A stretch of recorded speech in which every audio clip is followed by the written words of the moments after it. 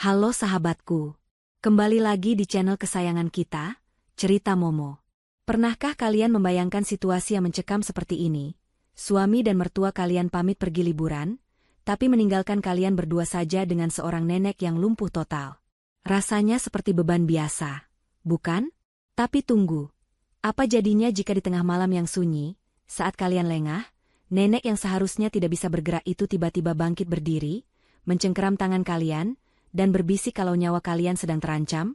Kisah Nabila hari ini benar-benar menguras emosi. Penuh dengan pengkhianatan yang menyakitkan, tapi juga diakhiri dengan pembalasan yang sangat tak terduga. Siapkan hati kalian ya. Nah, sebelum kita masuk ke ceritanya, yuk dukung terus channel ini dengan cara like video ini dan tekan tombol subscribe, agar tidak ketinggalan kisah seru lainnya. Saya juga ingin menyapa kalian semua nih. Yuk kita absen dulu di kolom komentar di bawah. Tulis nama kalian, asal kota, dan ketik kata, hadir. Saya ingin tahu sahabat cerita Momo ini paling banyak dari kota mana ya? Sudah siap? Tarik napas panjang, dan mari kita mulai kisahnya.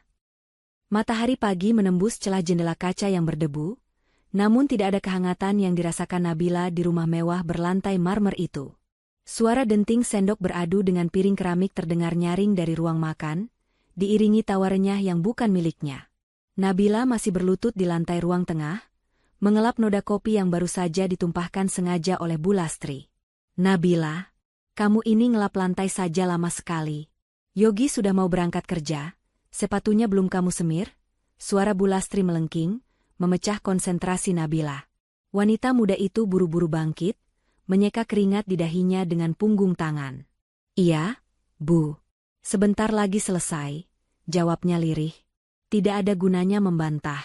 Sejak menikah dengan Yogi 3 tahun lalu, posisinya di rumah ini bergeser drastis.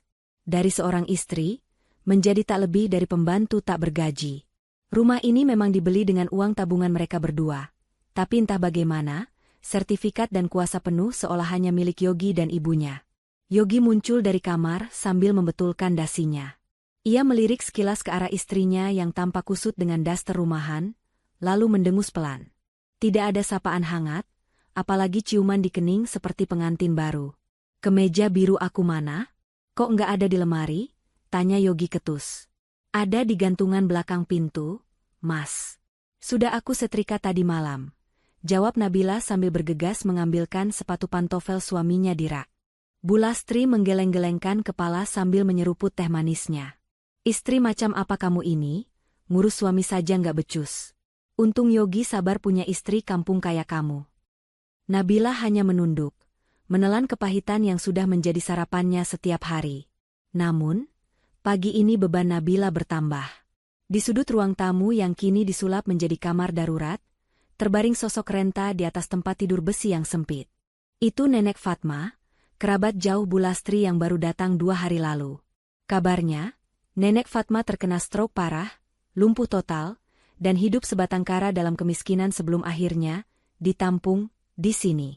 Ingat ya, Nabila, ujar Yogi sambil memasang sepatunya tanpa melihat wajah istrinya. Mulai hari ini, urusan si nenek lumpuh itu tanggung jawab kamu sepenuhnya. Jangan sampai dia bikin rumah ini bau pesing atau kotor. Aku nggak mau tahu. Iya, Mas, jawab Nabila patuh. Setelah Yogi berangkat kerja dengan mobil yang mengkilap, suasana rumah kembali dikuasai oleh Bu Lastri. Wanita parubaya itu berjalan menuju kamar Nenek Fatma dengan langkah angkuh. Nabila mengikuti di belakangnya, membawa nampan berisi bubur hambar yang baru saja ia masak. Bu Lastri berdiri di samping ranjang Nenek Fatma. Tatapannya penuh jijik, seolah sedang melihat tumpukan sampah, bukan manusia. Nenek Fatma hanya diam, matanya menatap kosong ke langit-langit, tubuhnya kaku tak bergerak sedikitpun. Heh, orang tua, panggil Bu Lastri kasar sambil menepuk pipi keriput Nenek Fatma cukup keras. Bangun. Jangan tidur terus kerjaanmu. Sudah numpang, nyusahin pula. Tidak ada respon. Hanya hembusan napas pelan yang terdengar. Nabila, suapin dia. Jangan sampai tumpah ke spray mahal saya, perintah Bu Lastri sambil berkacak pinggang. Kalau dia nggak mau makan, paksa saja. Biar nggak mati di sini, nanti malah bikin repot ngurus mayatnya. Nabila meletakkan nampan di meja kecil, lalu duduk di tepi ranjang dengan hati-hati. Ia mengambil sesendok bubur, meniupnya pelan agar tidak terlalu panas. "Nenek makan dulu ya, Nek," bisik Nabila lembut. Saat suapan pertama mendekati bibir Nenek Fatma, tangan Bu Lastri tiba-tiba menyenggol lengan Nabila dengan keras. Bubur panas itu tumpah, mengenai leher dan dada Nenek Fatma yang keriput. "Aduh, kamu ini becus kerja nggak sih?" bentak Bu Lastri, padahal jelas-jelas dia yang menyenggolnya. Nabila panik. Ia melihat kulit Nenek Fatma memerah, tapi anehnya, wanita tua itu tidak menjerit. Ia tetap diam, hanya matanya yang sedikit berkedip, mungkin menahan perih yang luar biasa. Hati Nabila mencelos. Ia segera mengambil kain basah untuk membersihkan sisa bubur di kulit Nenek Fatma dengan telaten dan penuh penyesalan. "Maafkan saya, Bu, saya tidak sengaja," ucap Nabila gemetar. "Halah, alasan. Bersihkan itu sampai bersih. Dasar, dua-duanya sama saja, sama-sama beban." Bu Lastri meludah ke lantai, tepat di samping kaki ranjang, lalu melenggang pergi meninggalkan kamar itu sambil mengomel tentang betapa sialnya dia harus mengurus orang-orang tak berguna. Sepeninggal Bu Lastri, air mata Nabila menetes. Ia mengusap leher Nenek Fatma dengan lembut, memberikan salep luka bakar yang ia ambil diam-diam dari kotak obat. "Maafkan mertua saya ya, Nek," bisik Nabila, suaranya bergetar menahan isak. Ia menggenggam tangan Nenek Fatma yang dingin dan kasar. "Nenek yang sabar ya. Nabila janji akan jagain Nenek." Nabila tahu rasanya dianggap nggak ada, dianggap cuma numpang. "Kita senasib, Nek." Nabila menatap wajah tua itu lekat-lekat. Ada guratan lelah yang mendalam di sana. Tanpa Nabila sadari, saat ia sedang sibuk merapikan selimut, jari kelingking Nenek Fatma bergerak sangat pelan, hampir tak terlihat, menyentuh punggung tangan Nabila. Sebuah sentuhan yang teramat halus, namun penuh arti, seolah ingin berkata, "Aku mendengarmu, Nak." Namun Nabila terlalu sibuk menghapus air matanya sendiri untuk menyadari tanda kecil itu. Ia hanya berpikir bahwa ia kini memiliki teman dalam kesepiannya di rumah besar yang dingin ini, meskipun teman itu tak bisa bicara ataupun membalas pelukannya. Yang Nabila tidak tahu, keputusannya untuk bersikap lembut hari ini sedang dicatat baik-baik oleh sosok yang terbaring diam itu. Sebuah catatan yang kelak akan mengubah takdirnya selamanya. Suasana rumah yang biasanya tegang mendadak berubah drastis 2 hari kemudian. Sore itu, Nabila terkejut saat melihat meja makan sudah penuh dengan hidangan lezat.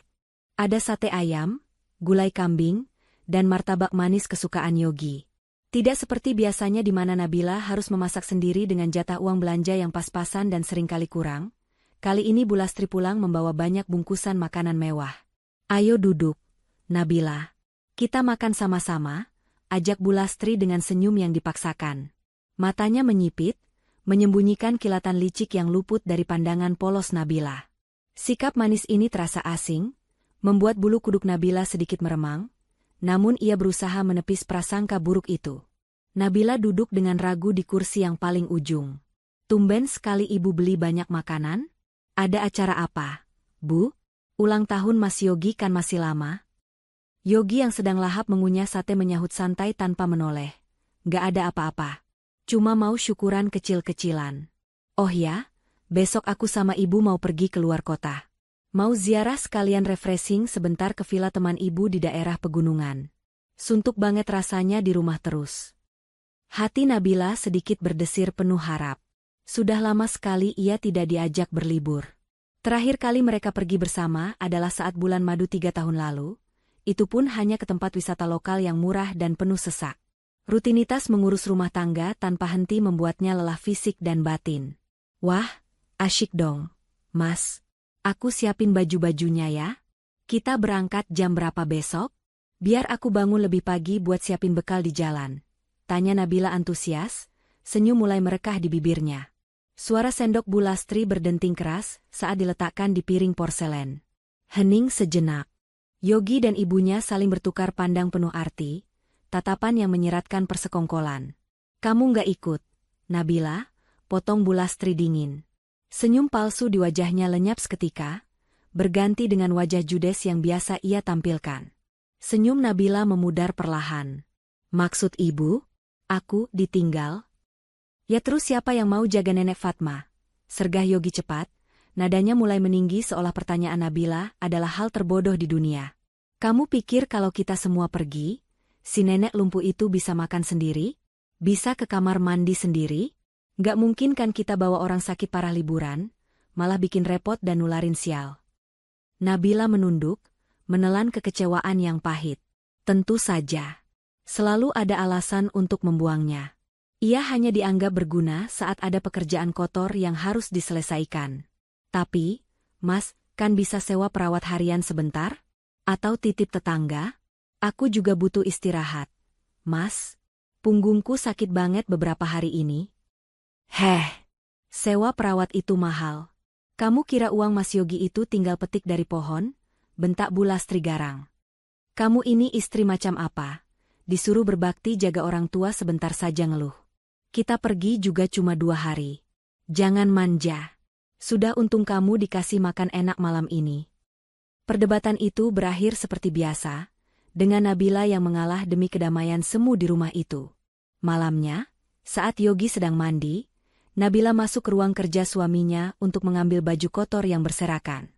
Ruangan itu berantakan, penuh dengan berkas-berkas pekerjaan Yogi. Saat hendak merapikan meja kerja Yogi, mata Nabila tertumbuk pada sebuah amplop coklat besar yang sedikit terbuka di laci yang tidak tertutup rapat. Ujung kertas di dalamnya menyembul keluar. Rasa penasaran yang aneh mendorong tangan Nabila untuk menarik amplop itu. Isinya beberapa lembar dokumen tebal dengan kop surat perusahaan asuransi ternama. Jantung Nabila berdegup kencang saat membaca judul dokumen itu, Polis Asuransi Jiwa dan Kecelakaan. Mata Nabila membelalak lebar saat melihat nama tertanggung yang tertera jelas di sana, Nabila Putri dan Fatmawati. Tangannya gemetar saat melihat nilai klaim pertanggungannya. Angkanya membuat kepala Nabila pening, masing-masing bernilai 5 miliar rupiah jika tertanggung meninggal dunia karena kecelakaan. Dan yang lebih mengejutkan, ahli waris penerima manfaatnya tertulis tunggal, Yogi Pratama. Mas Yogi mengasuransikan aku, gumam Nabila bingung dan takut. Sejak kapan Mas Yogi peduli pada keselamatanku? Padahal untuk biaya berobat sakit gigi bulan lalu saja dia marah-marah sampai membanting pintu. Belum sempat Nabila mencerna apa yang ia baca, pintu kamar mandi terbuka. Yogi muncul dengan handuk melilit di pinggang sambil mengeringkan rambut. Matanya langsung menyambar dokumen di tangan Nabila. Wajahnya yang tadi segar sehabis mandi langsung berubah merah padam. Dengan langkah lebar dan kasar, ia merampas kertas itu dari tangan istrinya. Lancang sekali kamu buka-buka laci aku. Hardik Yogi, suaranya menggelegar memenuhi ruangan. Mas itu apa? Kenapa ada asuransi jiwa atas namaku dan nenek? Nilainya besar sekali, Mas. Dan kenapa baru dibuat minggu lalu? Tanya Nabila takut-takut, mundur selangkah menghindari amarah suaminya. Yogi terdiam sejenak, jakunnya naik turun. Ia menarik napas panjang, berusaha mengendalikan ekspresinya agar terlihat tenang kembali. Ia menyelipkan dokumen itu kembali ke laci dan menguncinya rapat-rapat, lalu memasukkan kuncinya ke saku celana. Itu investasi, Nabila. Teman kantorku nawarin target, aku bantu dia karena kasihan. Lagian bagus kan? Kalau terjadi apa-apa sama kamu atau nenek, setidaknya ada jaminan keuangan buat aku, maksudnya buat keluarga. Jangan mikir yang aneh-aneh. Dasar orang kampung, lihat angka 0 banyak sedikit saja langsung kaget dan curigaan. Tapi Mas, kenapa nenek juga? Nenek kan sudah tua dan sakit parah. Mana ada asuransi yang mau terima? Sudah diam. Potong Yogi kasar, memotong logika Nabila. Kamu nggak usah sok tahu urusan orang pintar. Mending kamu siapin koper aku sekarang. Besok pagi-pagi sekali aku dan ibu jalan. Awas kalau ada barang yang ketinggalan, aku potong uang belanja kamu bulan depan. Nabila keluar dari kamar dengan perasaan berkecamuk. Penjelasan Yogi terdengar masuk akal bagi orang awam, tapi entah kenapa hatinya tidak tenang. Ada sesuatu yang sangat janggal. Tatapan Yogi saat merebut kertas tadi bukan tatapan suami yang sedang menjelaskan investasi masa depan, melainkan tatapan seorang pencuri yang ketahuan sedang membobol brankas. Di kamar tamu yang remang-remang dan pengap, Nabila kembali duduk di samping Nenek Fatma untuk mengecek popoknya sebelum tidur. Nenek Fatma masih terdiam kaku seperti patung. Napasnya terdengar berat dan teratur. Namun, Saat Nabila membetulkan letak bantalnya agar lebih nyaman, ia merasa tatapan mata Nenek Fatma malam ini berbeda. Mata tua yang biasanya keruh itu kini terbuka lebar, menatap lurus ke arah manik mata Nabila, seolah sedang mencoba mengirimkan sinyal bahaya yang tak mampu terucap oleh bibir keluhnya yang miring sebelah. Mas Yogi aneh, Nek, curhat Nabila pelan, air matanya menetes satu persatu membasahi punggung tangan keriput Nenek Fatma. Mereka mau pergi besok, ninggalin kita berdua di sini. Dan tadi aku nemu asuransi aneh atas nama kita. Perasaanku nggak enak banget. Nek, aku takut. Angin malam berhembus kencang, membuat jendela kamar yang engselnya rusak itu bergetar pelan, menimbulkan suara ciat-ciut yang menyeramkan. Di luar sana, rencana jahat sedang dimatangkan, sementara Nabila masih berusaha menepis firasat buruknya sendiri, mencoba percaya bahwa suaminya tidak mungkin sejahat iblis yang ia bayangkan. Tanpa Nabila tahu, bahaya yang mengancam nyawanya sudah ada di depan mata. Pagi itu langit mendung, seolah turut merasakan kegelisahan yang menyelimuti hati Nabila. Sejak subuh, ia sudah sibuk di dapur menyiapkan sarapan dan bekal perjalanan untuk Yogi dan Bu Lastri. Aroma nasi goreng dan telur dadar menguar, namun tak mampu menghangatkan suasana dingin di antara mereka. Yogi dan ibunya tampak terburu-buru, sesekali berbisik-bisik sambil melirik jam dinding dengan gelisah. Sudah siap semua? Tanya Yogi sambil menyeret koper besar ke ruang tamu. Sudah, Mas. Bekal makan siangnya sudah aku masukkan ke tas jinjing ibu. Obat-obatan ibu juga sudah, jawab Nabila sambil menyekat tangan di celemek. Ia menatap suaminya penuh harap. Mas, hati-hati di jalannya. Jangan ngebut. Yogi hanya mengangguk singkat tanpa menatap mata Nabila. Ia justru berjalan menuju dapur dengan langkah lebar. Aku mau cek kompor gas dulu. Kemarin rasanya nyala apinya nggak rata, takutnya ada yang bocor atau longgar. Bahaya kalau ditinggal lama. Nabila mengerutkan kening. Loh, bukannya kemarin baru diganti tabungnya sama Mang Ujang? Katanya bagus-bagus aja kok. Mas, kamu ini bawel amat sih. Mang Ujang itu kerjanya asal-asalan. Biar aku yang cek sendiri, aku kan laki-laki, lebih ngerti teknis begini. Bentak Yogi, suaranya meninggi tak wajar. Ia masuk ke dapur dan menutup pintunya setengah rapat. Dari celah pintu yang terbuka sedikit, Nabila sempat melihat punggung suaminya membungkuk di dekat tabung gas melon 3 kg di bawah meja kompor. Terdengar suara kletak-kletuk logam beradu, seperti seseorang yang sedang mengutak-atik regulator, bukan memperbaikinya. Gerakan Yogi terlihat kasar dan tergesa-gesa. Beberapa saat kemudian, tercium bau gas yang samar-samar. Mas kok bau gas? Tanya Nabila saat Yogi keluar dari dapur sambil menyekat tangannya yang sedikit berminyak ke celana jeansnya. Wajahnya tampak sedikit tegang, keringat dingin membasahi pelipisnya. Ah, perasaan kamu aja itu. Itu sisa gas yang keluar pas aku kencengin regulatornya tadi. Nanti juga hilang sendiri kalau kena angin. Jendelanya dibuka dikit aja nanti. Elak Yogi cepat, menghindari kontak mata. Dah aku mau berangkat. Keburu macet. Bu Lastri yang sudah duduk manis di dalam mobil memanggil tak sabar. Yogi, ayo cepat. Nanti kesiangan check-in vilanya. Yogi bergegas menyusul ibunya. Nabila mengikuti sampai ke teras. Saat mesin mobil dinyalakan, Bu Lastri menurunkan kaca jendela mobil. Bukannya melambaikan tangan atau mengucapkan salam perpisahan yang hangat, wanita tua itu justru menatap Nabila dengan senyum yang sangat aneh. Senyum menyeringai yang membuat darah Nabila berdesir dingin. Sudut bibir Bu Lastri terangkat, memperlihatkan gigi emasnya, namun matanya memancarkan kepuasan yang kejam. Jaga rumah baik-baik ya, Nabila, ucap Bu Lastri penuh penekanan, suaranya terdengar serak dan berat. Ini mungkin malam terakhirmu, begadang jagain nenek. Nikmatilah waktu istirahatmu nanti. Kata-kata itu menggantung di udara, terasa ambigu namun syarat ancaman. Sebelum Nabila sempat bertanya maksud ucapannya, mobil SUV hitam itu sudah melaju kencang meninggalkan pekarangan, menyisakan debu yang beterbangan dan keheningan yang mencekam di rumah besar itu. Nabila berdiri mematung di teras, menatap gerbang yang tertutup rapat.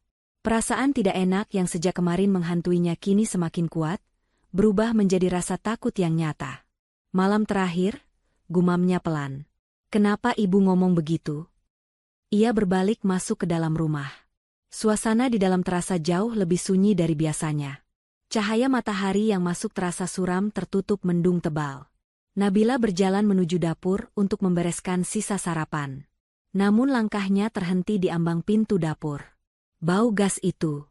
Baunya semakin tajam dan menyengat, bukan samar-samar seperti kata Yogi tadi.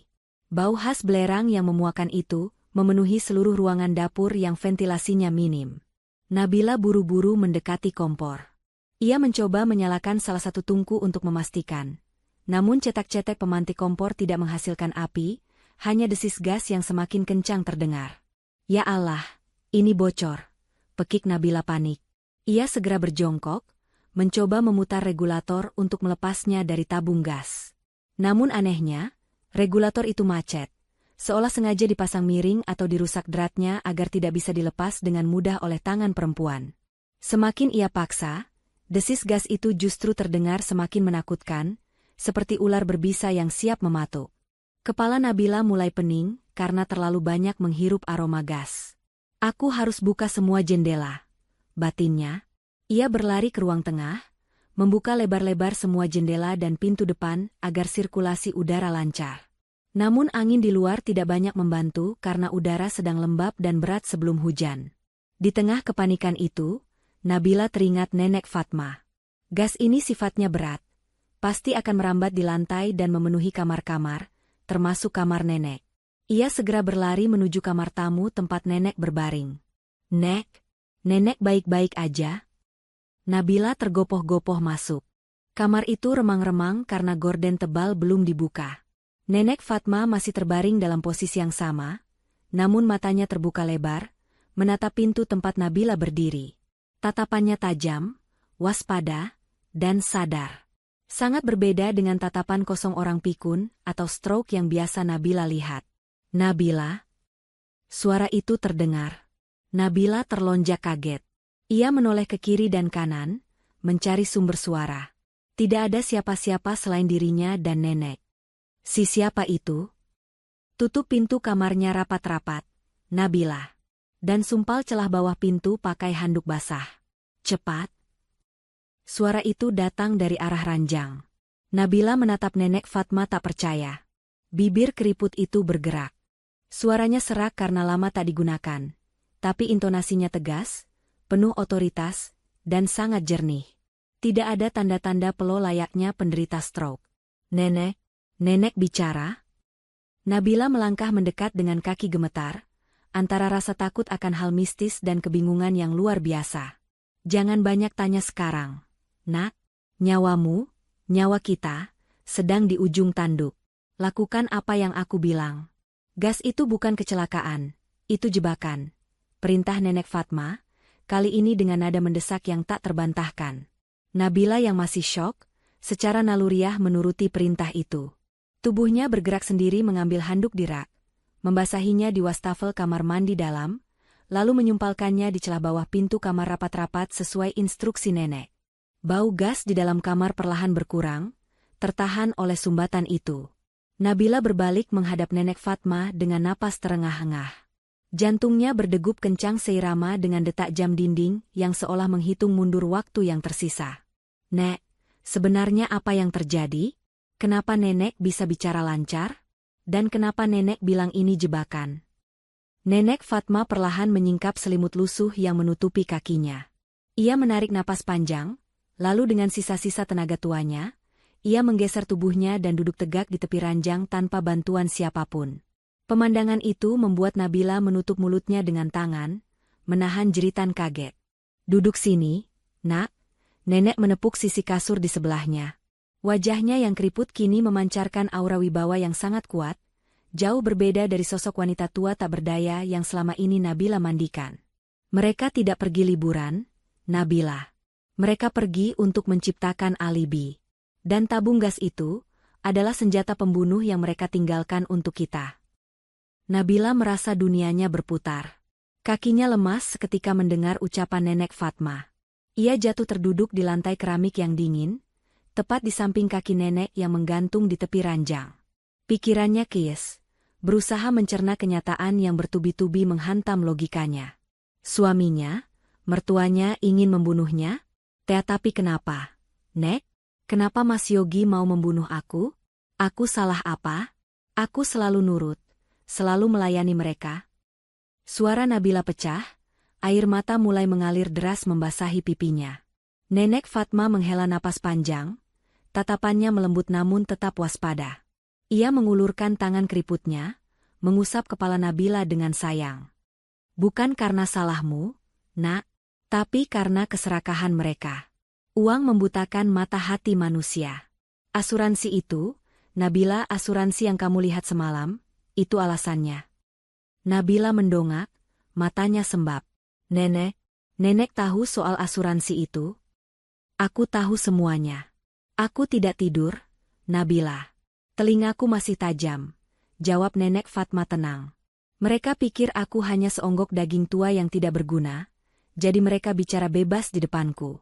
Mereka merencanakan ini sudah sebulan. Mereka sengaja membuat seolah-olah gas bocor itu kecelakaan karena instalasi yang buruk. Dan dengan perginya mereka keluar kota, mereka punya bukti kuat bahwa mereka tidak ada di lokasi saat kejadian. Ya Allah, tegas sekali. Isak Nabila. Jangan menangis sekarang. Suara Nenek Fatma meninggi sedikit, tegas.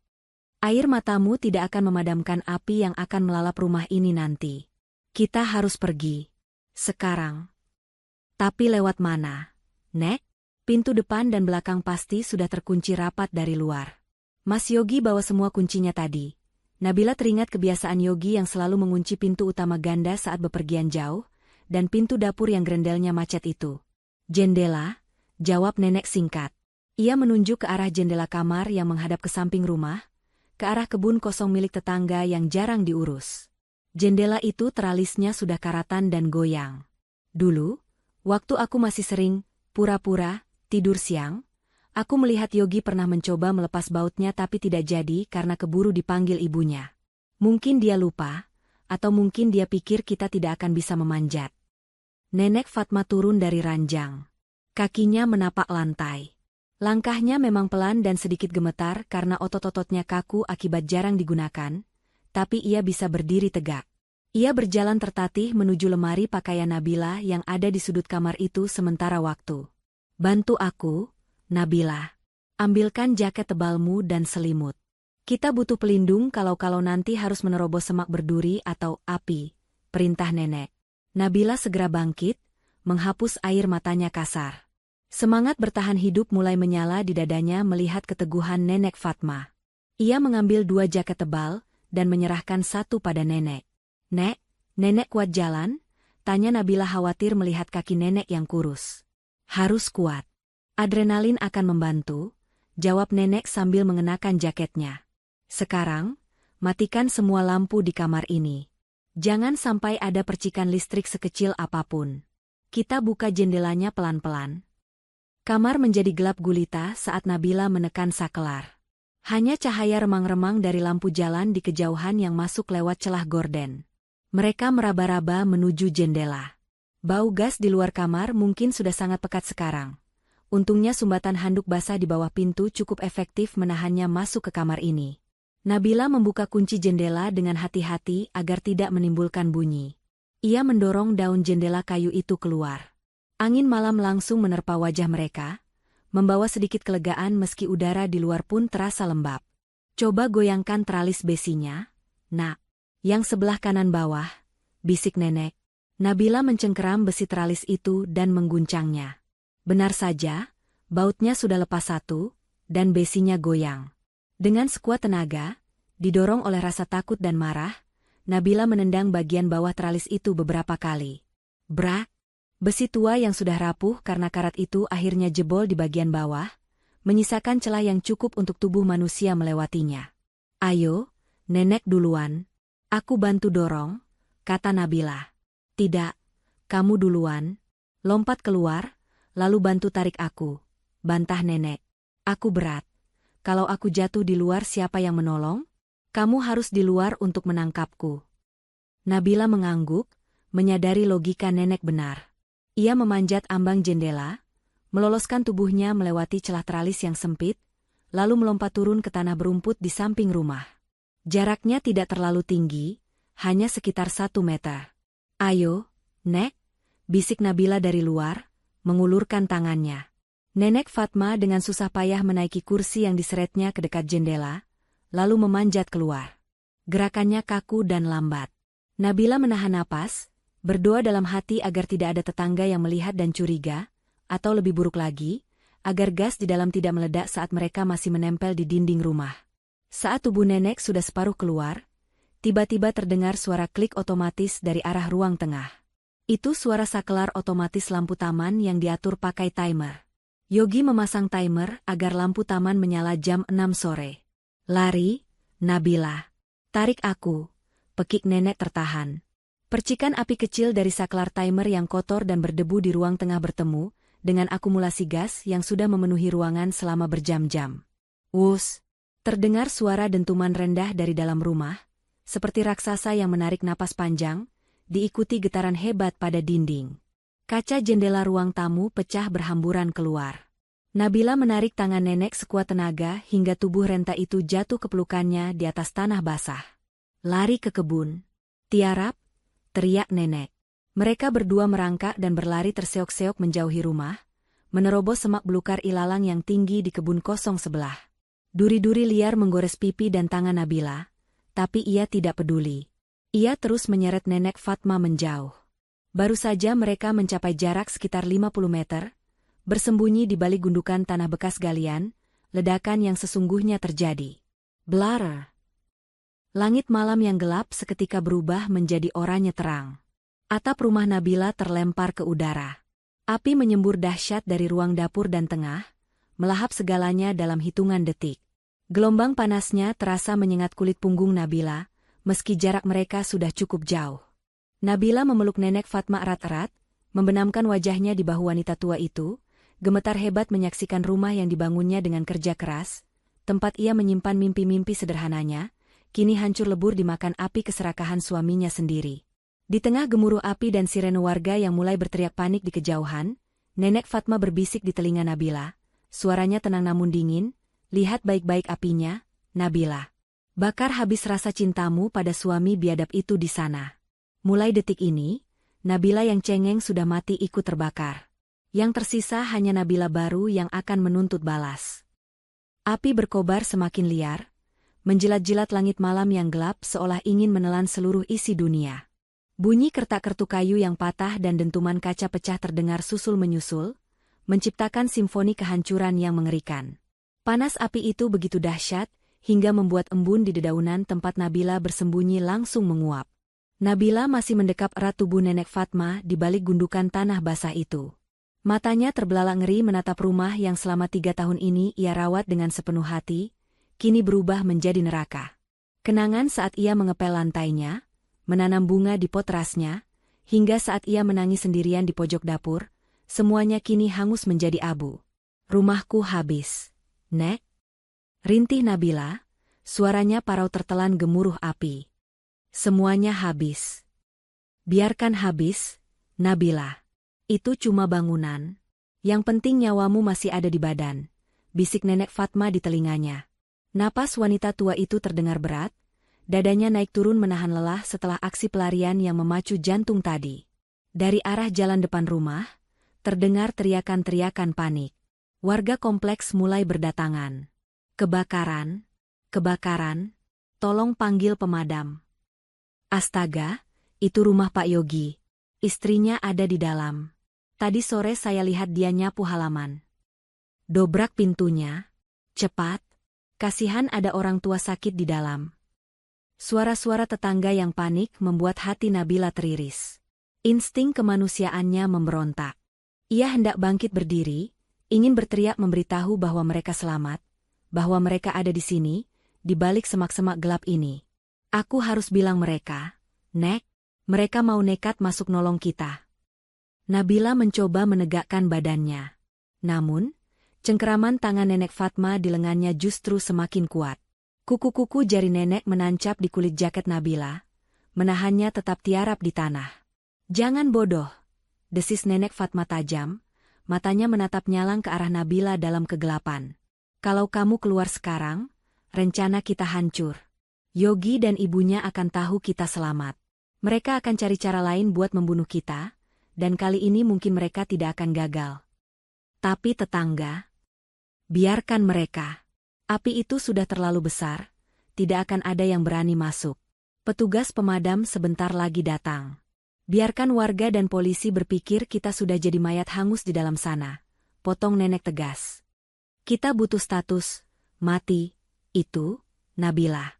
Hanya dengan dianggap mati, kita bisa bergerak bebas menghancurkan mereka tanpa mereka sadari. Nabila terdiam, tubuhnya lemas kembali.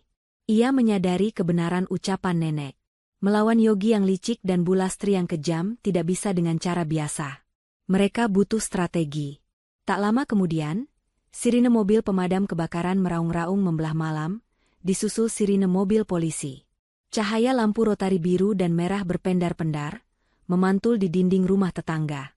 Semprotan air mulai ditembakkan ke arah api, menimbulkan gumpalan asap putih tebal yang membumbung tinggi. Di tengah kekacauan itu, Nenek Fatma menepuk bahu Nabila pelan. Sekarang waktunya kita pergi. Saat semua orang sibuk melihat api, tidak ada yang akan memperhatikan dua bayangan di kebun belakang. Mereka mulai bergerak mundur, merangkak perlahan menyusuri parit kecil yang kering di batas kebun. Nenek Fatma tampak menahan sakit di kakinya yang kaku, tapi ia tidak mengeluh sedikitpun. Tekad di matanya jauh lebih kuat daripada rasa sakit fisiknya. Nabila memapah nenek dengan hati-hati, menjaga agar langkah mereka tidak menimbulkan suara gemerisik yang mencurigakan.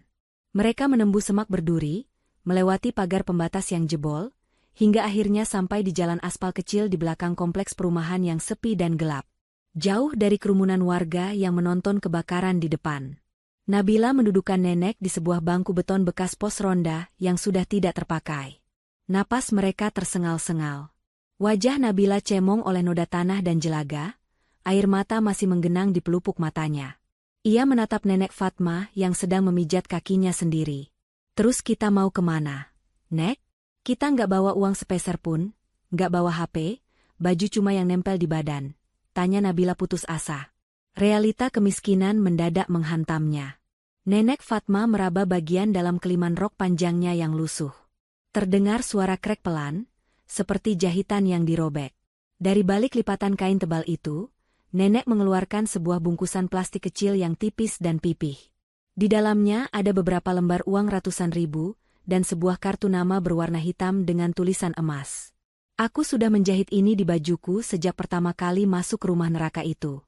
Untuk berjaga-jaga, kata nenek sambil menyerahkan uang itu pada Nabila. Ini cukup untuk ongkos taksi dan beli makan malam ini. Kita tidak akan ke kantor polisi dulu. Belum waktunya. Lalu kemana? Ke alamat di kartu nama ini. Itu alamat kantor pengacaraku, tapi di belakangnya ada rumah aman. Pak Hendra, pengacaraku, orang yang bisa dipercaya. Dia akan menyembunyikan kita sampai waktunya tepat. Jelas nenek. Nabila menerima uang dan kartu nama itu dengan tangan gemetar. Ia menatap kembali ke arah langit yang masih memerah karena kobaran api di kejauhan. Rumahnya, harta bendanya, kenangannya, semuanya musnah. Tapi anehnya, saat melihat nenek Fatma yang begitu tegar, rasa takut Nabila perlahan berganti menjadi amarah. Amarah yang dingin dan tenang. Ia membayangkan wajah Yogi yang mungkin sedang tertidur nyenyak di hotel mewah, atau mungkin sedang berpura-pura sedih menelepon kerabat. Nabila mengepalkan tangannya kuat-kuat. Ayo, Nek, ucap Nabila sambil berdiri dan membantu nenek bangkit. Ia menghapus sisa air matanya dengan kasar. Kita pergi. Aku nggak mau nangis lagi. Nenek Fatma tersenyum tipis, sebuah senyum bangga. Ia merangkul bahu cucu menantunya itu. Di bawah sorot lampu jalan yang remang, dua wanita yang seharusnya sudah mati, itu berjalan tertatih namun pasti, menjauh dari masa lalu mereka yang hangus, menuju kegelapan malam untuk menyusun rencana pembalasan. Ingat kata-kataku tadi, Nak? Bisik nenek Fatma seraya mereka menyetop sebuah taksi tua yang kebetulan lewat. Malam ini kita yang menangis melihat api. Tapi besok, air mata palsu mereka yang akan berubah jadi darah. Matahari pagi yang cerah terasa seperti ejekan bagi pemandangan mengerikan di Jalan Anggrek nomor 12. Puing-puing rumah mewah itu masih mengepulkan asap tipis. Garis polisi berwarna kuning melintang, mencegah warga yang penasaran untuk mendekat terlalu jauh. Bau hangus sisa kebakaran semalam masih menyengat hidung, bercampur dengan aroma amis air bekas pemadaman yang menggenang di selokan. Sebuah mobil SUV hitam berhenti mendadak di depan kerumunan. Pintu terbuka kasar. Yogi melompat keluar dengan wajah yang sudah ia kondisikan sejak di perjalanan pulang tadi. Panik, kacau, dan histeris. Ia berlari menerobos kerumunan warga, mengabaikan teriakan petugas yang mencoba menahannya. "Nabila! Nabila!" teriak Yogi, suaranya parau dibuat-buat. Ia menjatuhkan dirinya ke aspal basah tepat di depan puing-puing rumahnya yang sudah rata dengan tanah. "Istriku mana? Nabila, kamu di mana?" Di belakangnya, Bulastri keluar dari mobil dengan langkah terhuyung-huyung, dibantu sopir sewaan. Aktingnya tak kalah memukau. "Ya Allah! Rumahku! Cucuku! Nenek Fatma bagaimana?" jeritnya melengking, lalu tubuhnya limbung seolah kehilangan kesadaran. "Ibu pingsan. Tolong ibu saya," seru Yogi sambil merangkul tubuh ibunya yang terkulai lemas. Beberapa tetangga ibu-ibu langsung sigap membantu, memijat tengkuk Bulastri dan memberinya minyak angin. Padahal, dalam pelukan anaknya, mata Bulastri sedikit terbuka sekilas, memastikan bahwa kamera wartawan lokal yang ada di sana merekam penderitaan mereka dengan sudut yang pas. Seorang petugas polisi berseragam lengkap menghampiri Yogi. Wajahnya prihatin. "Pak Yogi, tabahkan hati Bapak. Kami sudah berusaha semampu kami semalam, tapi api terlalu besar dan cepat merambat karena dugaan kebocoran gas." Yogi mendongak, air mata buayanya mengalir deras membasahi pipi. "Istri saya, Pak, nenek saya, mereka ada di dalam? Mereka selamat, kan?" tanyanya dengan bibir gemetar yang sangat meyakinkan. Polisi itu menghela napas berat sambil menggeleng pelan. Tim forensik sedang menyisir lokasi. Tapi melihat kondisi kehancuran seperti ini, kemungkinan selamat sangat kecil. "Kami menemukan sisa-sisa maaf, jasad yang hangus di bagian yang dulunya kamar tamu. Diduga itu korban, sulit dikenali." Mendengar kata jasad, Yogi langsung meraung, memukul-mukul aspal dengan kepalan tangannya hingga lecet. "Kenapa saya harus pergi liburan? Kenapa saya tinggalkan mereka? Bodoh. Saya suami bodoh," rutuknya sambil menjambak rambutnya sendiri. Di dalam hati, Yogi bersorak kegirangan. 2 mayat. Sempurna. Ia tidak tahu bahwa apa yang dianggap polisi sebagai jasad itu, hanyalah sisa-sisa manekin fiber tua dan tumpukan barang organik lain yang hangus tak berbentuk. Dalam kekacauan pasca kebakaran, identifikasi visual memang mustahil dilakukan segera. Wartawan dari stasiun TV lokal dan media online mulai mengerubungi Yogi, menyodorkan mikrofon seperti semut mengerubungi gula. Lampu kilat kamera berkedip-kedip menyilaukan. "Pak Yogi, bisa ceritakan kronologinya? Apa benar ini murni kecelakaan?" tanya seorang reporter wanita. Yogi menghapus air matanya, memasang wajah paling sedih sedunia. Ia merangkul bahu ibunya yang baru, sadar, dari pingsan pura-puranya. Saya pamit ziarah sama ibu 2 hari lalu. Sebelum pergi, saya sudah cek kompor, rasanya aman. Tapi mungkin takdir berkata lain. Istri saya, Nabila, dia wanita yang sangat baik, sangat soleha. Dia merawat nenek saya yang lumpuh dengan tulus.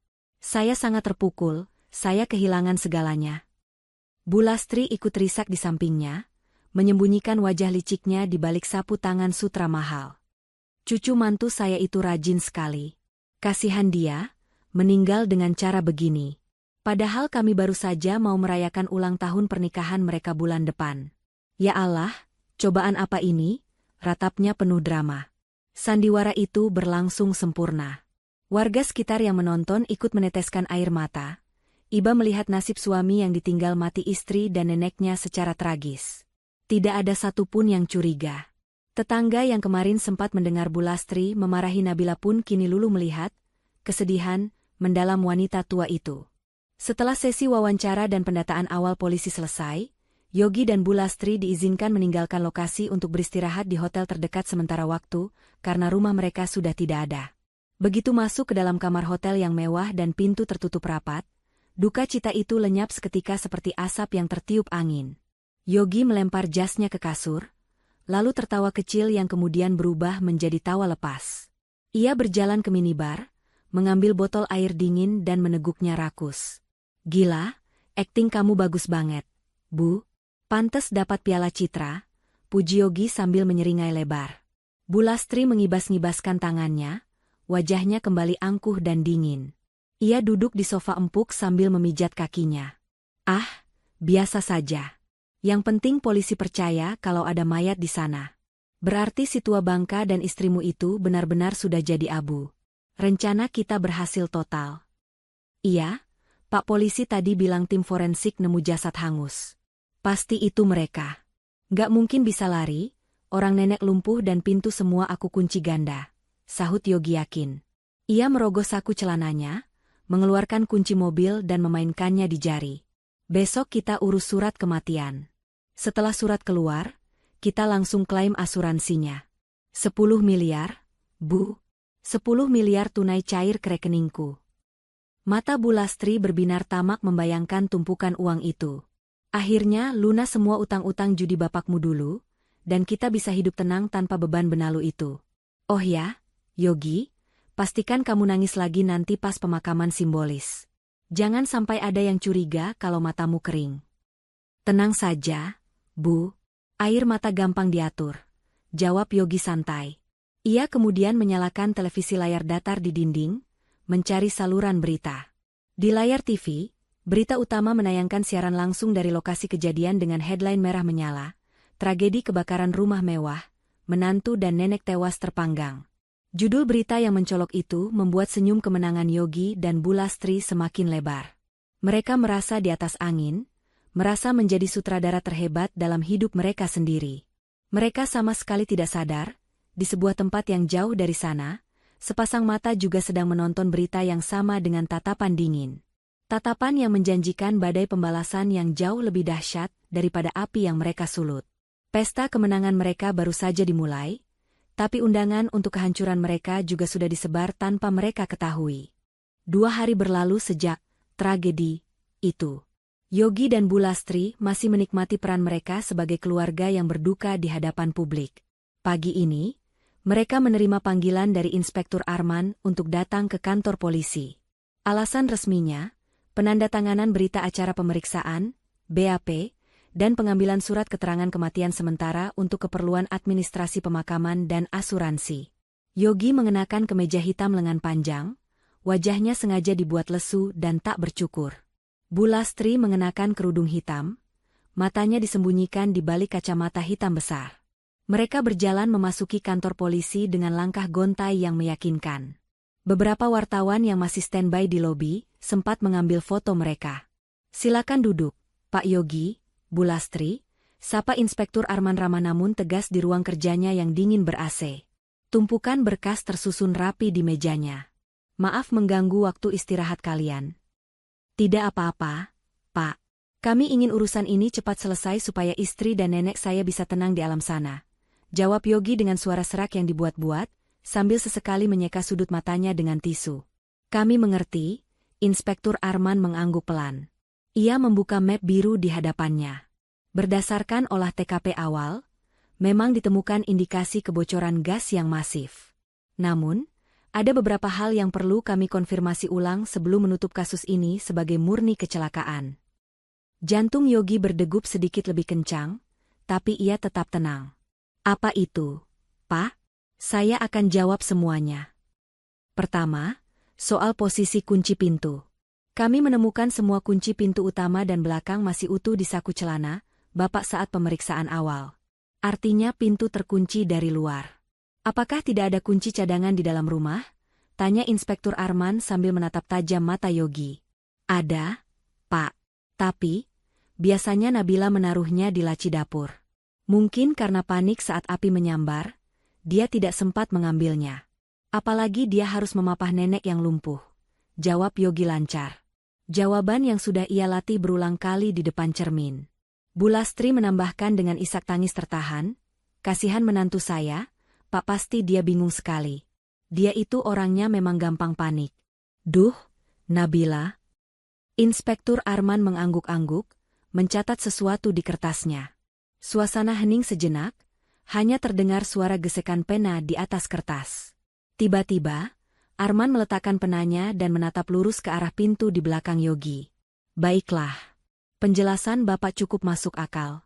Tapi, ada satu saksi kunci yang mungkin punya versi cerita berbeda. Dan kebetulan, saksi ini baru saja datang melapor pagi ini, ucap Inspektur Arman dengan nada yang berubah drastis, lebih dingin dan penuh arti. Yogi mengerutkan kening. Saksi? Siapa? Pak? Tetangga saya? Mereka kan cuma lihat api dari luar. Bukan tetangga, jawab Arman singkat sambil memberi isyarat tangan ke arah pintu. Pintu ruang interogasi itu terbuka perlahan. Suara engsel pintu yang berdecit pelan terdengar, seperti suara lonceng kematian bagi Yogi. Ia menoleh malas, siap untuk menyangkal kesaksian siapapun yang masuk. Namun, saat melihat siapa yang berdiri di ambang pintu, darah di seluruh tubuh Yogi seolah berhenti mengalir. Wajahnya yang tadi, sok sedih, kini memucat pasi, lebih putih dari tembok di belakangnya. Di sana, berdiri Nabila. Masih hidup, utuh, tanpa luka bakar sedikitpun, meski wajahnya tampak lelah dan tanpa make-up. Ia mengenakan pakaian sederhana yang bersih, mendorong sebuah kursi roda. Dan di atas kursi roda itu, duduk Nenek Fatma yang menatap Yogi dengan sorot mata tajam menusuk, seolah mampu menguliti dosa-dosanya satu persatu. Sayang. Yogi tergagap, suaranya tercekat di tenggorokan. Kakinya gemetar hebat hingga lututnya menabrak meja. Ibu? Kak kalian hantu? Bu Lastri yang duduk di sampingnya, membelalakan mata di balik kacamata hitamnya. Mulutnya menganga lebar, tak mampu mengeluarkan suara. Tangannya mencengkeram lengan kursi kuat-kuat, seolah ingin meremukan pegangannya. Bagaimana mungkin? Bagaimana mungkin mereka selamat dari ledakan sedahsyat itu? Kami bukan hantu, Mas, jawab Nabila dingin. Suaranya datar, tanpa emosi, namun menyiratkan kekuatan baru yang belum pernah Yogi lihat sebelumnya. Nabila mendorong kursi roda Nenek Fatma masuk ke dalam ruangan, mendekati meja inspektur. Kami korban percobaan pembunuhan yang gagal. Nabila, apa yang kamu bicarakan? Yogi langsung berdiri, berusaha menutupi kepanikannya dengan kemarahan pura-pura. Keringat dingin mulai bercucuran di pelipisnya. Kamu selamat? Syukurlah. Aku khawatir setengah mati. Kenapa kamu ngomong ngawur soal pembunuhan? Kamu masih syok ya? Yogi mencoba melangkah maju hendak memeluk Nabila, atau lebih tepatnya, membungkamnya. Tapi langkahnya terhenti saat Inspektur Arman menggebrak meja dengan keras. Duduk, Pak Yogi, bentak Arman.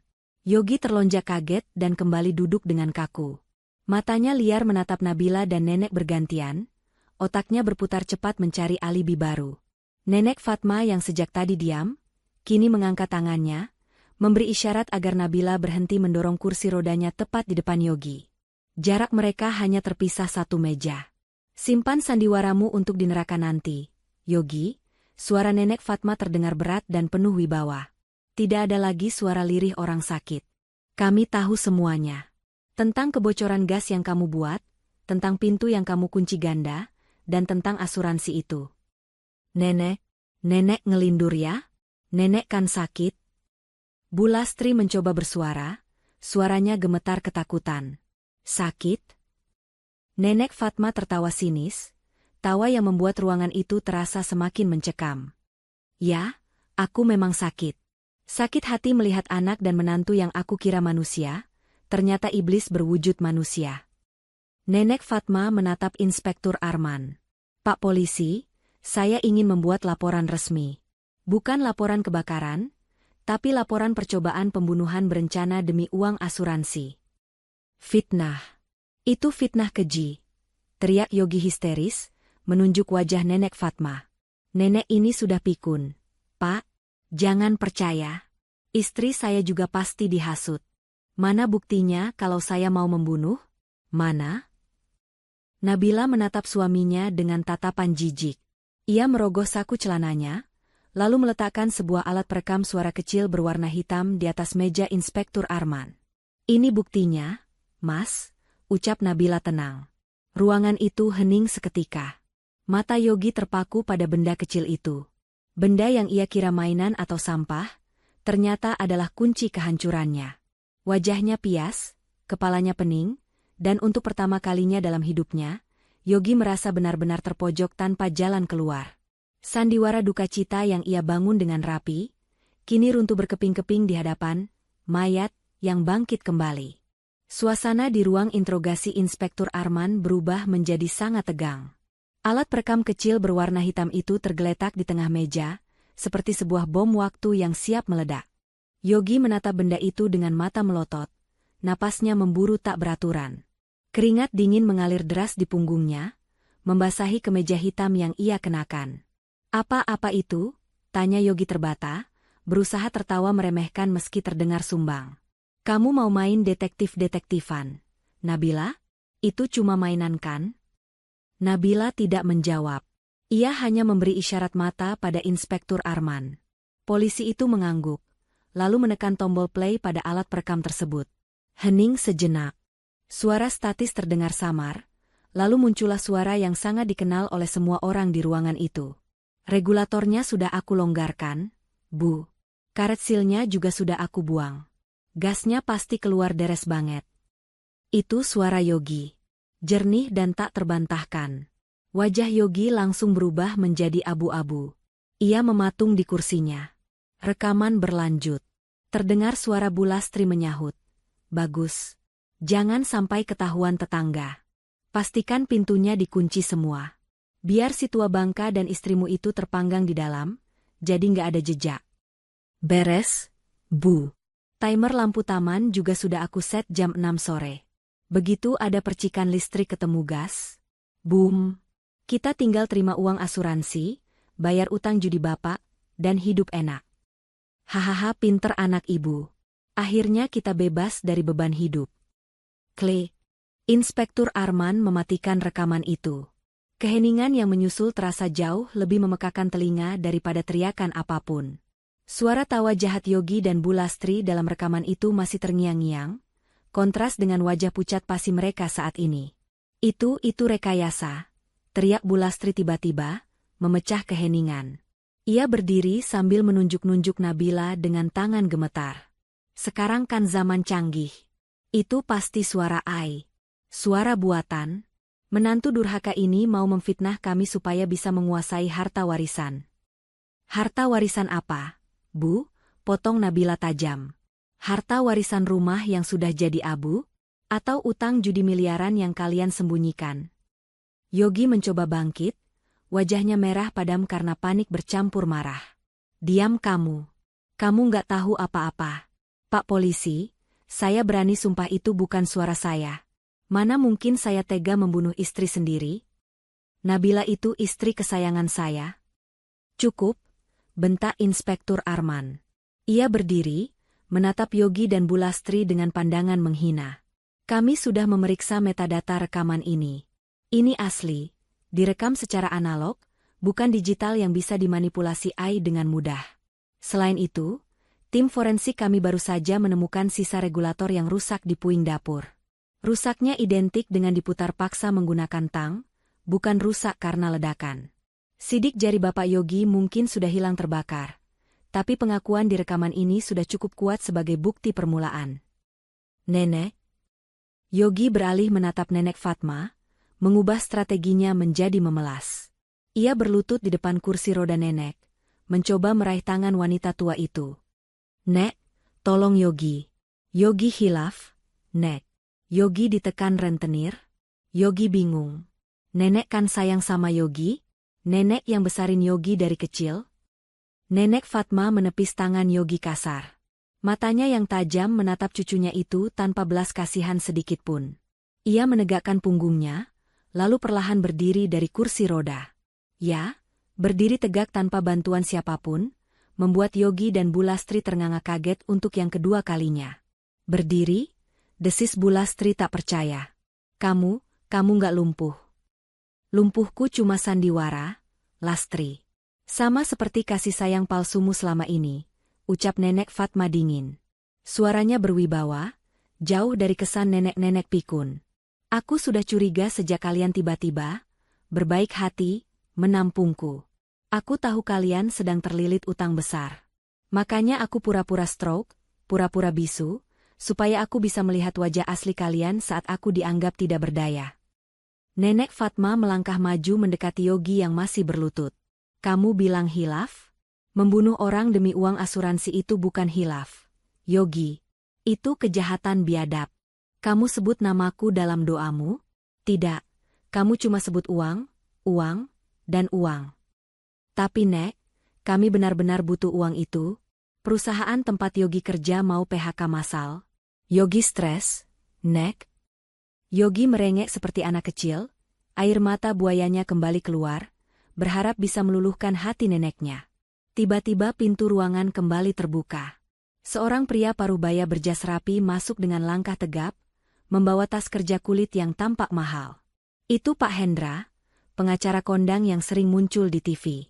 Maaf saya terlambat, Bu Fatma, sapa Pak Hendra sambil membungkuk hormat pada Nenek Fatma, mengabaikan Yogi dan Bu Lastri yang melongo. Pak Hendra, gumam Yogi bingung. Pengacara mahal ini, kenal sama nenek? Pak Hendra tersenyum tipis, lalu menatap Yogi. Tentu saja saya kenal. Beliau adalah klien prioritas utama saya. Dan soal perusahaan yang mau PHK kamu itu, Yogi, biar saya luruskan satu hal. Pak Hendra membuka tasnya, mengeluarkan sebuah dokumen perusahaan. Nusantara Group, tempat kamu bekerja sebagai manajer pemasaran, memang sedang melakukan efisiensi. Tapi bukan karena bangkrut. Melainkan karena pemilik saham mayoritasnya sedang melakukan audit besar-besaran terhadap karyawan yang tidak beretika. Yogi mengerutkan kening, tidak mengerti arah pembicaraan ini. Maksud Bapak apa?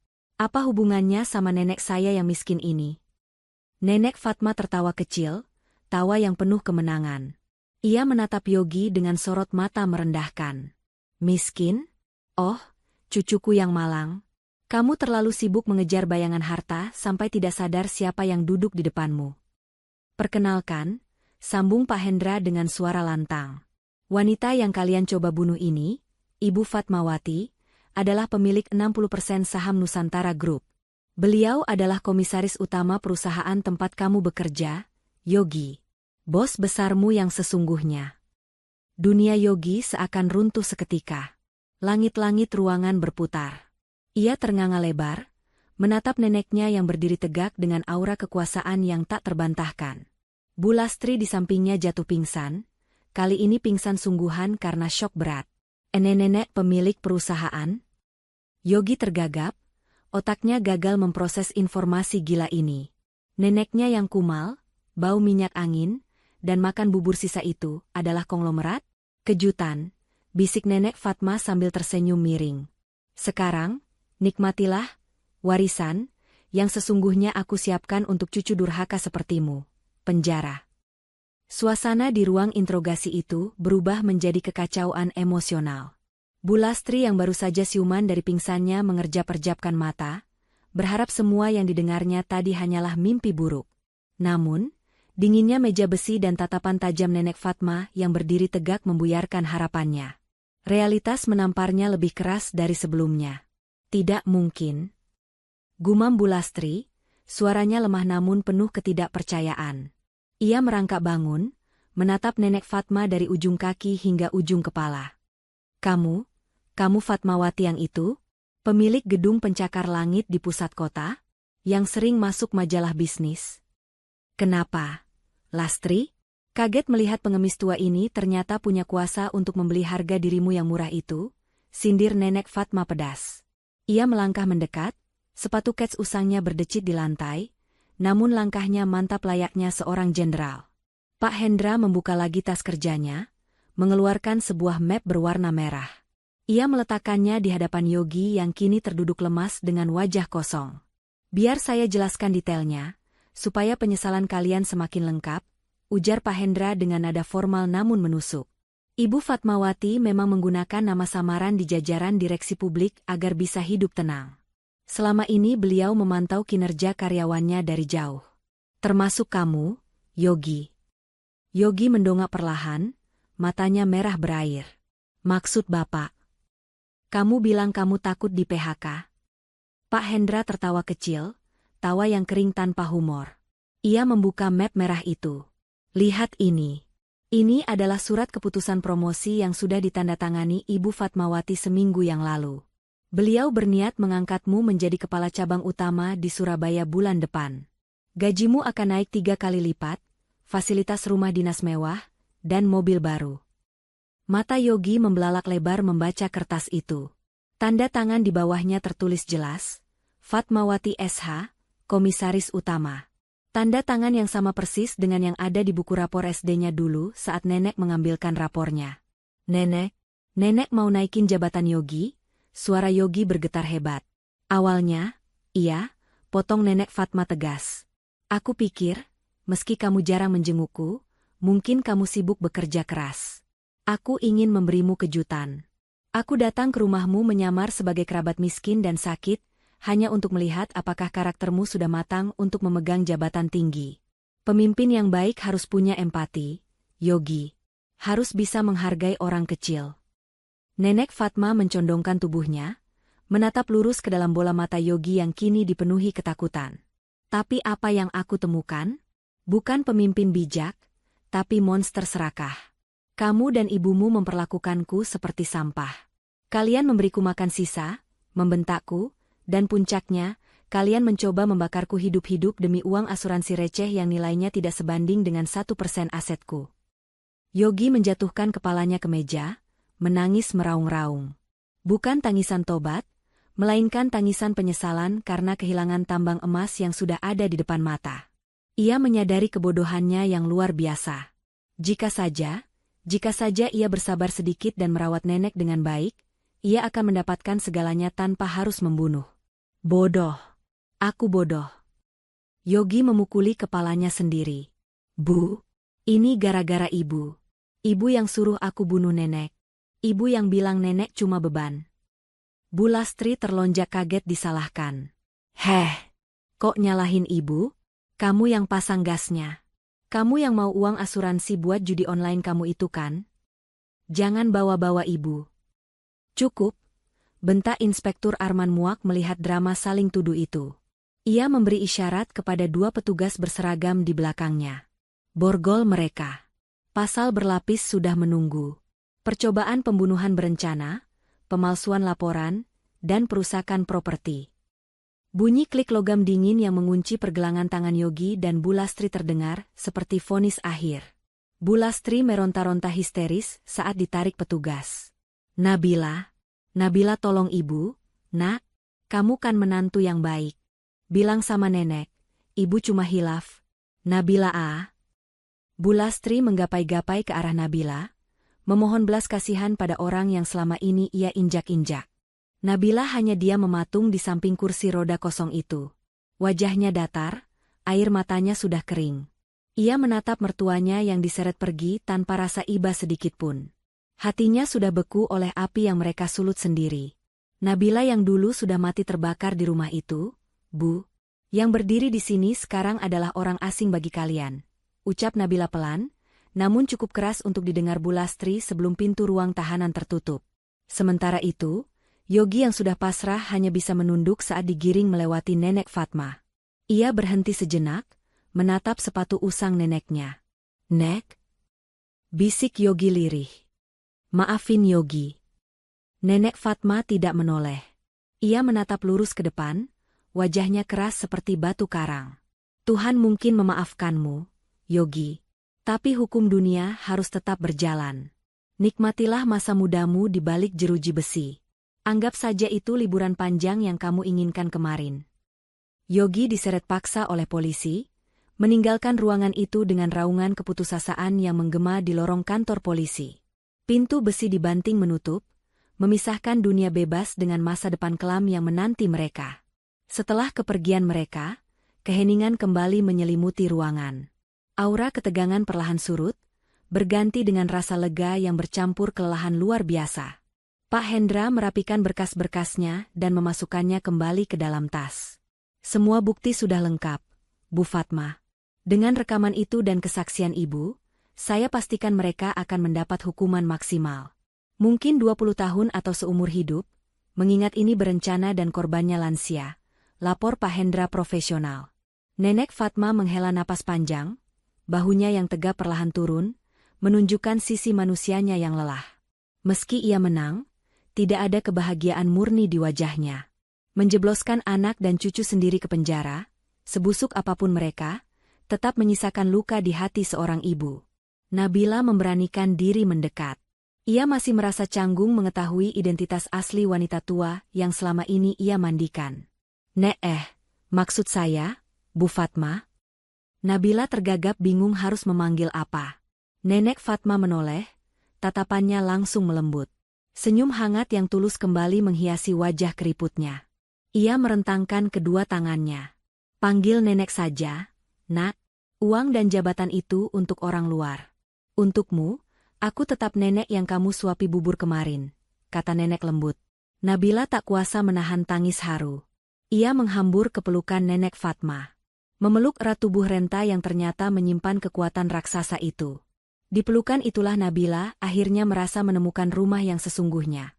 Rumah yang tidak dibangun dari batu bata, tapi dari ketulusan hati yang teruji oleh api. Sekarang, ucap nenek sambil mengelus punggung Nabila, kita punya banyak pekerjaan rumah. Bukan membersihkan lantai, tapi membersihkan hidupmu dari sisa-sisa masa lalu yang buruk. Kamu siap memulai hidup baru sebagai cucu Fatmawati. Nabila mengangguk dalam pelukan nenek, sementara Pak Hendra tersenyum melihat pemandangan itu. Keadilan telah ditegakkan, dan kini saatnya matahari terbit untuk mereka yang berhati mulia. 6 bulan berlalu sejak peristiwa yang mengguncang hidup Nabila. Puing-puing rumah di Jalan Anggrek nomor 12 kini sudah rata dengan tanah, dibersihkan oleh kontraktor. Namun, kenangan pahit di sana tidak lagi menghantui Nabila. Ia sudah menutup buku lama itu rapat-rapat dan memulai lembaran baru. Suasana di ruang pertemuan lantai 40 gedung Nusantara Tower tampak sibuk namun hikmat. Para eksekutif berpakaian rapi duduk mengelilingi meja oval besar. Di ujung meja, Nenek Fatma duduk dengan anggun, mengenakan blazer batik sutra yang memancarkan kewibawaan. Di sebelahnya, duduk Nabila. Nabila bukan lagi wanita berdaster lusuh dengan mata sembab. Hari ini, ia mengenakan setelan kerja profesional berwarna krem yang elegan.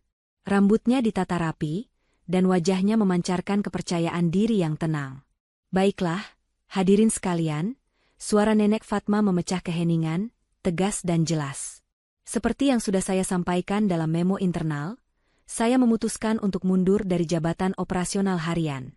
Usia saya sudah tidak muda, dan saya ingin menghabiskan sisa waktu saya dengan tenang. Bisik-bisik pelan terdengar di antara para direktur. Mereka semua tahu desas-desus tentang siapa yang akan menggantikan posisi strategis di Yayasan Sosial Nusantara, sayap filantropi perusahaan yang mengelola dana triliunan rupiah untuk kemanusiaan. Untuk itu, lanjut Nenek Fatma sambil menoleh bangga ke arah Nabila, saya menunjuk Nabila Putri sebagai Direktur Utama Yayasan Kasih Nusantara yang baru.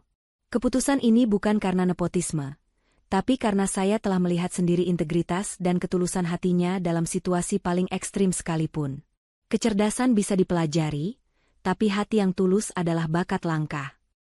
Tepuk tangan membahana di ruangan itu. Nabila berdiri, tersenyum santun, lalu membungkuk hormat. Awalnya ia ragu menerima tanggung jawab sebesar ini. Ia hanyalah ibu rumah tangga biasa lulusan sarjana yang ijazahnya lama tersimpan di lemari. Tapi Nenek Fatma membimbingnya dengan sabar, mengirimnya kursus manajemen singkat, dan meyakinkannya bahwa ia mampu. Terima kasih atas kepercayaannya, ucap Nabila saat suasana kembali tenang. Suaranya sedikit bergetar, namun matanya mantap. Saya berjanji akan menjalankan amanah ini sebaik-baiknya. Pengalaman hidup mengajarkan saya bahwa harta yang tidak membawa berkah hanya akan menjadi api yang membakar pemiliknya. Yayasan ini akan menjadi air yang memadamkan kesusahan banyak orang. Setelah rapat selesai, Nabila dan Nenek Fatma berjalan keluar menuju lobi, diiringi sapaan hormat para karyawan. Sopir pribadi sudah menunggu dengan mobil sedan mewah di depan lobi. Saat mobil melaju membelah kemacetan kota menuju rumah baru mereka, sebuah villa asri di pinggiran kota yang tenang, Nabila menatap keluar jendela. Ia teringat berita yang ia baca di koran pagi tadi. Yogi dan Bu Lastri telah divonis 18 tahun penjara. Banding mereka ditolak. Kabarnya, Yogi sering menangis di selnya, meratapi nasib dan menjadi bahan olokan narapidana lain karena kebodohannya membuang nenek emas. Bu Lastri jatuh sakit-sakitan di penjara wanita, sendirian tanpa ada yang menjenguk. Rumah tangga yang dibangun di atas pondasi keserakahan akhirnya runtuh menimpa pembangunnya sendiri. Nabila tidak merasakan dendam lagi. Hanya rasa kasihan yang jauh. Ia sudah memaafkan. Bukan karena mereka pantas dimaafkan, tapi karena Nabila pantas mendapatkan kedamaian. Melamun apa, nak? Tanya nenek Fatma lembut, membuyarkan lamunan Nabila.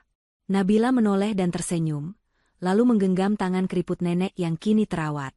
Hanya bersyukur, Nek. Bersyukur nenek waktu itu, bangkit, dan menyelamatkan Nabila. Kalau nenek nggak bangun malam itu, SSTTT. Nenek menempelkan jari telunjuknya di bibir. Jangan berandai-andai tentang masa lalu. Tuhan sudah mengatur skenarionya dengan sempurna. Malam itu, bukan cuma nenek yang menyelamatkan kamu, tapi ketulusanmu merawat neneklah yang menyelamatkan kita berdua. Kalau kamu jahat seperti mereka, mungkin nenek akan diam saja dan membiarkan semuanya terjadi. Nabila memeluk lengan nenek, menyandarkan kepalanya di bahu wanita tua yang kini sudah resmi menjadi ibu angkatnya secara hukum. Terima kasih sudah menjadi ibuku, Nek. Ibu yang sesungguhnya, bisik Nabila. Sama-sama, putriku, jawab nenek Fatma sambil mencium puncak kepala Nabila. Mobil berbelok memasuki gerbang rumah yang penuh dengan bunga-bunga bermekaran. Matahari sore bersinar hangat, menyinari halaman rumput yang hijau. Tidak ada lagi bau gas, tidak ada lagi bentakan kasar, dan tidak ada lagi air mata kesedihan. Nabila turun dari mobil, membantu nenek berjalan, dan mereka melangkah masuk ke dalam rumah yang penuh cahaya. Di dinding ruang tamu, tergantung sebuah lukisan besar bergambar burung phoenix yang bangkit dari abu api, simbol dari perjalanan hidup Nabila. Dari seorang menantu yang tak dianggap dan nyaris tewas terpanggang, kini ia bangkit menjadi wanita mandiri yang kuat, dikelilingi cinta yang tulus, dan siap menebar kebaikan bagi dunia. Kehidupan lama telah hangus, dan kehidupan baru yang indah baru saja dimulai. Pesan moral. Ketulusan hati adalah investasi yang tak akan pernah merugi, sementara keserakahan adalah api yang kelak akan membakar diri sendiri. Berbuat baiklah tanpa melihat siapa yang kita tolong, karena kita tidak pernah tahu tangan mana yang akan Tuhan pakai untuk menyelamatkan kita di masa depan.